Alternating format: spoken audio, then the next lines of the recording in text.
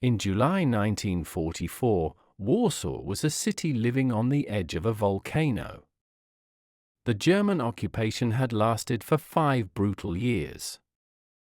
The SS and the Gestapo ruled the streets with terror. Public executions were common. The Jewish ghetto had been liquidated and burned to the ground a year earlier. But as the summer heat intensified, the German occupiers began to feel a different kind of heat. The Eastern Front was collapsing. The Soviet Red Army, part of the massive Operation Bagration, was smashing the Wehrmacht in Belarus and Poland. Through the streets of Warsaw, the German Ninth Army was retreating. It was a chaotic sight. Ragged infantry, horse-drawn wagons, and battered tanks streamed west, away from the Russians. To the Polish underground commanders, watching from behind curtained windows, it looked like the Germans were beaten. They saw fear in the eyes of the regular German soldiers. They saw the panic. However, the SS unit stationed in the city, the garrison troops, remained arrogant. They viewed the Poles as a conquered, subhuman race. Slaves, they called them. The local SS commanders believed that the brutal suppression of the past 5 years had broken the Polish spirit. They knew the Polish Home Army, Armia Krajowa or AK, existed in the shadows, but they dismissed it as a nuisance. They have no heavy weapons, the German report stated. They are a mob with pistols. The Germans believed that no rational resistance movement would dare rise up against a mechanized army, even a retreating one. They relied on the logic of terror: if we kill enough hostages, the rest will stay in line. This arrogance blinded them. They didn't realize that the Poles were not looking for a rational time to fight, they were looking for revenge. They didn't see the network of couriers moving orders through the city. They didn't see the weapons being dug up from cellars and gardens. The Germans were sitting on a powder keg, smoking cigarettes, convinced that the fuse had been cut years ago. They were about to find out that the fuse was burning, and it was very, very short. August 1st, 1944. 5 p.m. hours. This moment is etched into the soul of Poland. It is known simply as Godzina W or Our W, Wybuch explosion. The order had gone out from General Bokomorowski, the commander of the Home Army. The plan was to seize the city before the Russians arrived, to greet the Soviets as free hosts rather than conquered subjects. As the clock tower struck 5, the city transformed. On the streets, young men and women who had looked like civilians a moment before suddenly stopped. They reached into coats, shopping bags, and violin cases. They pulled out Lugers, Vis pistols, and old rifles hidden since 1939. They pulled out red and white armbands, the colors of the Polish flag, and slipped them onto their arms. This simple act was a declaration of war. For 5 years, wearing the colors was a death sentence.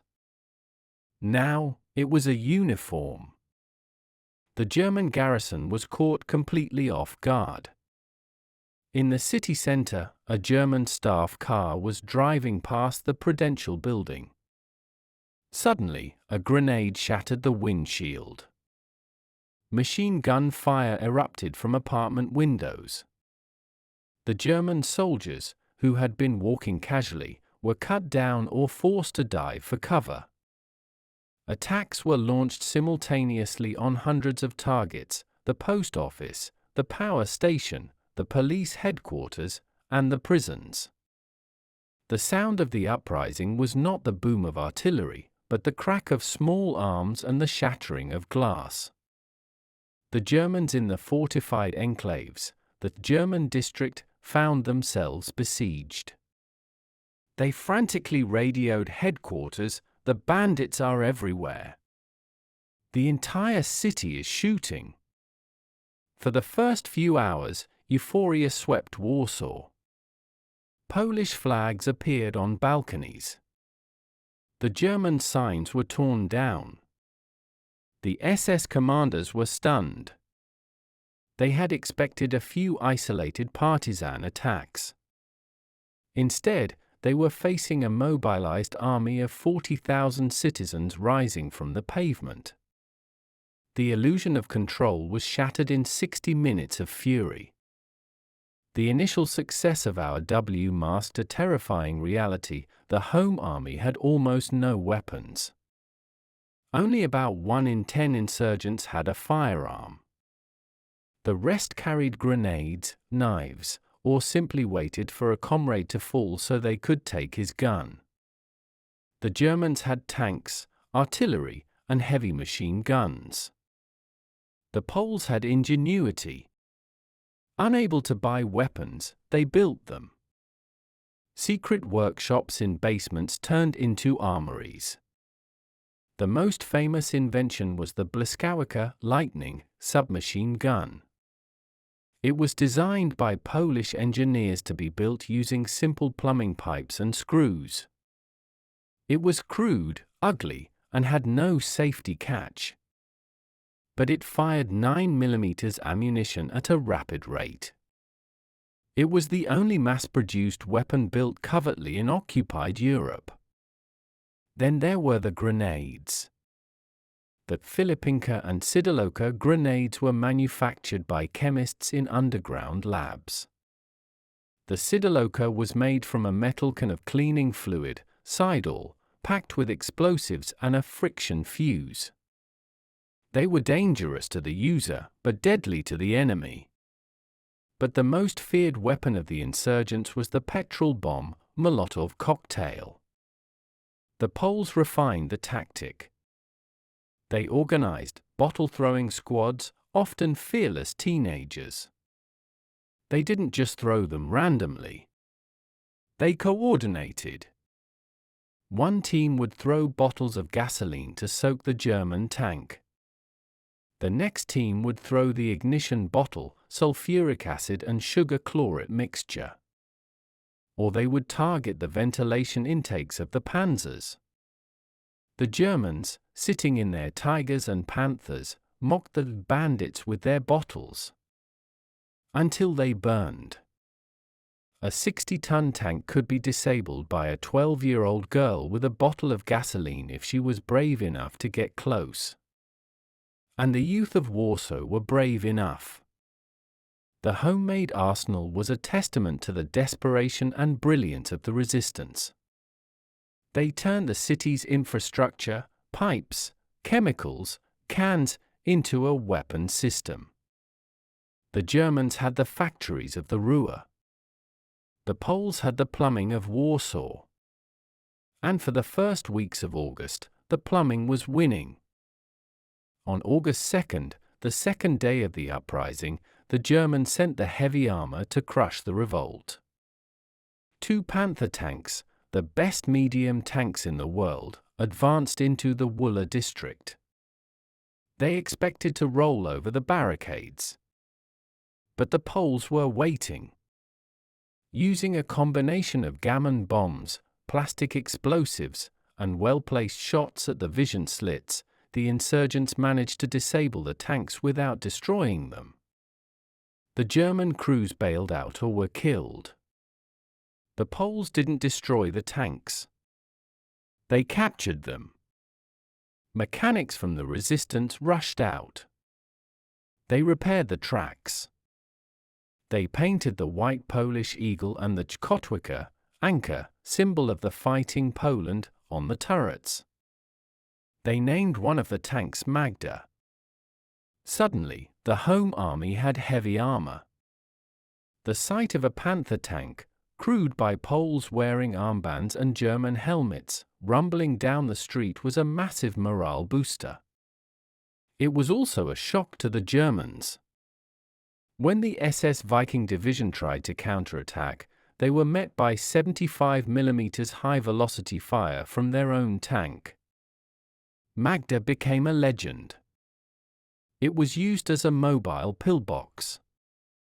It destroyed German machine gun nests. It breached the walls of the Gsioka concentration camp, liberating hundreds of Jewish prisoners who immediately joined the fight. The German commanders were furious. It was the ultimate insult. The Untermenschen were not only fighting back, they were using the master race's superior technology to do it.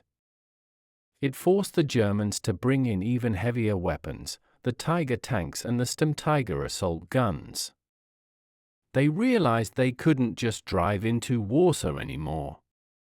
They had to siege it. The capture of the Panthers proved that the insurgents weren't just a mob. They were an army. And they were capable of adapting faster than the rigid German command structure could cope with. The SS had brushed off the resistance as a police matter. Now, looking down the barrel of a captured Panther, they realized it was a full-scale war. When the regular Wehrmacht troops failed to crush the uprising in the first few days, Heinrich Himmler, the head of the SS, decided to unleash his monsters. He didn't send soldiers. He sent criminals. The Dirlewanger Brigade, SS Sturmbrigade Dirlewanger, was unique in the history of warfare. It was composed of convicted poachers, murderers, and rapists who had been released from prison on the condition that they fight for the Reich. They were led by Oskar Dirlewanger, a man described by historians as a psychopathic sadist. Alongside them came the Rona Brigade, Kominsky Brigade, made up of Russian collaborators and traitors. Their orders from Himmler were simple: kill everyone. They were sent into the Wola district of Warsaw. What followed was not a battle, it was a slaughter. The SS troops moved street by street, burning hospitals with the patients still inside. They executed priests, women, and children. They didn't care about military objectives. They stopped to loot watches and drink vodka. The German regular army officers were horrified. General Guderian tried to have Dirlewanger removed, calling his unit a shame to the uniform. But Hitler protected him. For the Polish insurgents, the arrival of the Dirlewanger Brigade changed the nature of the war. It wasn't a fight for independence anymore, it was a fight for survival against pure evil. The Poles fought back with a ferocity born of hatred. When the insurgents captured Dirlewanger soldiers, there was no mercy. The butchers of Wola were terrified of the Polish resistance fighters. They were used to killing unarmed civilians, not facing disciplined home army units who fought with the rage of people defending their families. The Wola massacre, where up to 50,000 civilians were murdered in a week, was intended to break the Polish will. Instead, it solidified it. The news of the atrocities spread to the other districts. "They are killing everyone," the couriers reported. The defenders of the old town, Stare Miasto, realized that surrender meant death. They dug in deeper. They fought harder. The SS had hoped that brutality would end the uprising quickly. Instead, it turned every cellar in Warsaw into a fortress that had to be burned out, one by one. As the Germans realized that infantry assaults were costing too many lives, they turned to technology. They brought in the Goliath tracked mine, like to Ladingstrager Goliath. It looked like a miniature tank, about 4 feet long. It had no crew. It was remote-controlled, guided by a long wire connected to a joystick box held by a German operator hundreds of meters away. It carried 60 to 100 kilograms of high explosives.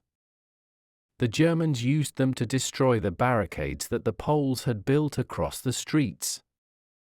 The sight of a small, mechanical beetle buzzing down the street toward them was terrifying for the insurgents. "It's a robot," the cry would go up.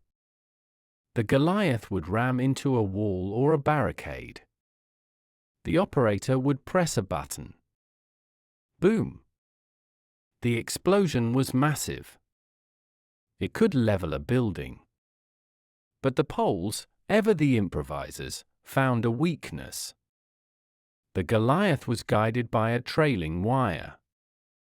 If you cut the wire, the beast died. This led to one of the most courageous roles in the uprising, the Goliath killers. These were often young boys, scouts, or grey ranks, sare seregi. When a Goliath appeared, rumbling down the cobbles, everyone else would run for cover. The Goliath killer would run toward it. He would sprint into the open street, dodging German sniper fire. He carried nothing but a pair of garden shears or a shovel. He would jump behind the moving mine, find the copper control wires trailing behind it, and sever them. Instantly, the machine would stop. It became a harmless lump of metal.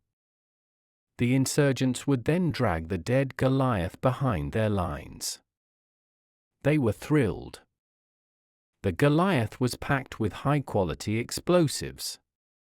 The Poles would dismantle the mine, harvest the explosive charge, and use it to build their own grenades and bombs to use against the Germans. They turned the German siege weapon into the arsenal of the resistance. The German operators, watching from safety, would be furious. They would see their expensive robot stopped by a teenager with a pair of scissors. It was a perfect metaphor for the uprising, high-tech German engineering defeated by low-tech Polish courage. By late August, the old town of Warsaw was surrounded. The Germans were pounding it with Stuka dive bombers and heavy artillery. The insurgents were running out of ammunition. They had to retreat to the city center, Śródmieście. But the streets were blocked by German tanks. So, they went underground. Warsaw had a complex system of brick sewers, canali. This became the highway of the resistance. It was a descent into hell. The sewers were narrow, egg-shaped tunnels, often only 3 or 4 feet high. They were filled with waist-deep raw sewage, sludge, and chemical runoff. It was pitch black. The air was toxic with methane. Thousands of people, soldiers, wounded on stretchers, civilians, entered the manholes. They waded through the filth for hours, sometimes days, trying to reach the other districts. The Germans discovered the route. They couldn't go down there, they were too scared of the dark and the ambushes. So they fought from above. They dropped grenades down the manholes. They poured gasoline down and lit it. They lowered explosive charges on ropes. They built dams to raise the water level and drown the Poles. The sewer war was a psychological nightmare. The insurgents had to move in total silence. If they splashed, a German listening at a manhole above would drop a grenade. Many people went mad in the darkness. Some got lost in the labyrinth and died of exhaustion or suffocation. But thousands made it. They would pop up from a manhole in the city center, covered in excrement, gasping for air, but alive. And they were still armed. The Germans guarded the streets, but they couldn't guard the underworld. The sewers allowed the Home Army to move reinforcements to threaten sectors faster than the Germans could move around the perimeter. It was the ultimate act of defiance. The Poles were willing to crawl through human waste to keep fighting for their freedom. The German commanders, who valued hygiene and order, were repulsed. They called the insurgents rats. But the rats were winning the battle of maneuver. The Home Army didn't just steal German tanks, they built their own. In a secret garage in the power station district, Polish engineers performed a miracle of improvisation. They took the chassis of a Chevrolet 157 truck. They scavenged steel plates from the power plant's furnaces. They welded the plates onto the truck to create an armored personnel carrier. They called it Cubus, Little Jacob, named after the wife of one of the pilots of the unit, whose nickname was Cubus. It was ugly. It looked like a metal box on wheels. But it was functional. The steel plates were angled to deflect bullets, copying the German SD KFZ 251. It had a machine gun turret, a Russian DP-27, and firing ports for the passengers. On August 23, Cubus rolled into action. The target was the University of Warsaw, which had been turned into a fortress by the Germans. The insurgents needed to storm the main gate to rescue comrades trapped inside. Cubus, accompanied by the captured Panther Magda, led the assault. The German defenders were shocked. They saw a strange, grey vehicle charging them. Bullets pinged off its homemade armor. Cubus drove right up to the heavy machine gun post at the gate, suppressing the fire while the assault team, the Rifle Detachment, stormed the building. The attack ultimately failed to take the whole complex, but Cubus survived. It fought for weeks. It carried wounded.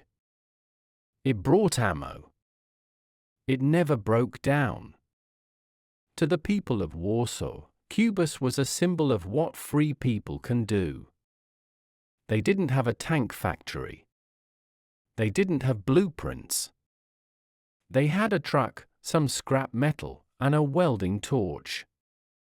And they built a war machine that stood up to the SS. The Germans had the Tiger tank, a triumph of engineering that broke down every 100 kilometers. The Poles had Cubus, a triumph of hope that kept running until the very end. By September, the Germans had realized that fighting the Poles street by street was too expensive in blood. The SS infantry were tired of dying in cellars. So, the German commanders decided to solve the problem with physics. High explosives dropped from the sky. They brought back a sound that had terrified Europe in 1939, the siren of the Junkers Ju-87 Stuka. The Luftwaffe began a systematic campaign of aerial demolition. The Stukas would circle slowly over the city, uncontested. The Home Army had no anti-aircraft guns. They could only fire rifles at the planes, which was useless.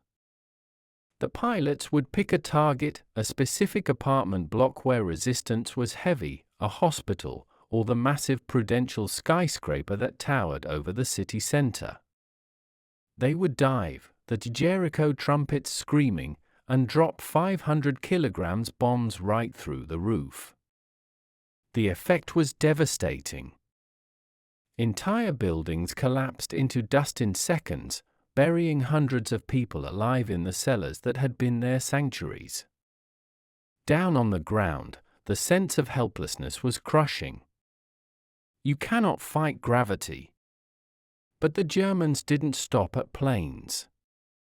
They brought in siege artillery designed to destroy the Maginot Line.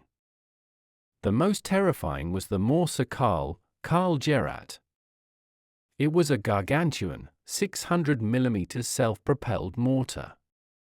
It fired a 2-ton shell that was bigger than a man. When a Karl shell hit a building, it didn't just make a hole. The shockwave turned the concrete to powder. It could level an entire city block in one shot. The Germans used Warsaw as a testing ground for their most destructive weapons. The insurgents, armed with homemade grenades and captured pistols, were facing the heaviest conventional firepower on Earth. And yet, they held on. They crawled out of the rubble, dusted themselves off, and set up their machine guns on the ruins of their homes. The Germans could destroy the buildings, but they couldn't destroy the will of the people hiding inside them. The greatest tragedy of the Warsaw Uprising was not the brutality of the SS or the bombs of the Luftwaffe. It was geography. Warsaw sits on the Vistula River. The uprising was fighting on the West Bank. On September 14, the Soviet Red Army captured the suburb of Praga on the East Bank. The Polish insurgents on the rooftops could see the Soviet tanks. They could see the campfires of the Russian soldiers at night. They were only 500 yards away. Euphoria swept the starving city. The Russians are here.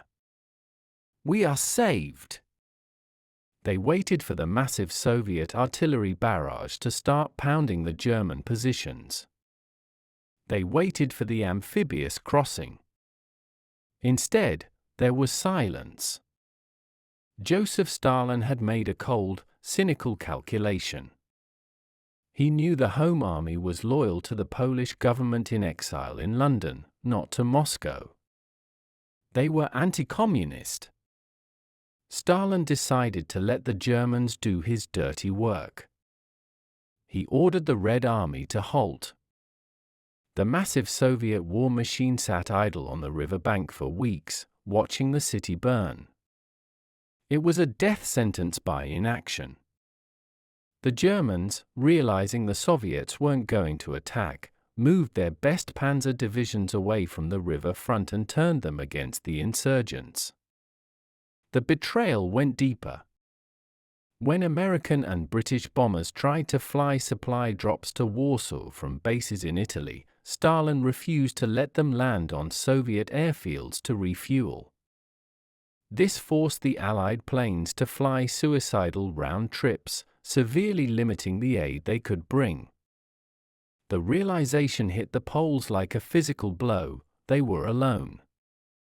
The Germans were killing them, and their supposed allies across the river were letting it happen. In a desperate attempt, Polish communist troops serving under Soviet command, the Polish Army, tried to cross the river to help without adequate Soviet support. They were slaughtered on the bridgeheads by German tanks. The Vistula River had become a moat of blood, separating the dying city from its liberators. By October 1st, the fight had lasted 63 days. The plan had been to fight for a week. The city was a moonscape. There was no food. People were eating boiled wallpaper paste and pets. There was no water. There was no ammunition left. The hospitals were scenes of horror, with thousands of wounded suffering without anesthetics. General Komorowski, the commander of the Home Army, knew it was the end. To continue fighting was mass suicide. On October 2nd, the capitulation was signed. But before the guns went silent, the voice of Warsaw spoke one last time to the world. Throughout the uprising, the resistant radio station, Błyskawica Lightning, had broadcast from secret locations, dodging German direction finders. It had kept morale alive. On October 4th, the final broadcast went out. The announcer, his voice thick with emotion and exhaustion, spoke for a dying city. This is the stark truth. We were treated worse than Hitler's satellites, worse than Italy, worse than Romania, worse than Finland. God alone is to replace us in the historic roll call. We wanted to be free, and to owe this freedom to nobody but ourselves. It was a message of defiance, but also of bitter accusation against a world that had watched them die. Then, the transmitter was destroyed to prevent it from falling into German hands. The silence that followed was louder than the bombs. The insurgents, ragged, starving, but proud, marched out of the ruins in formation. They surrendered as combatants, not as bandits, a status they had earned with their blood. As they marched into German captivity, even the SS officers saluted them. It was the grudging respect of a brute for a victim who refused to break. The fighting was over. But the destruction had just begun. Adolf Hitler was furious. The uprising had humiliated him. A bunch of subhumans with homemade weapons had held off his war machine for 2 months.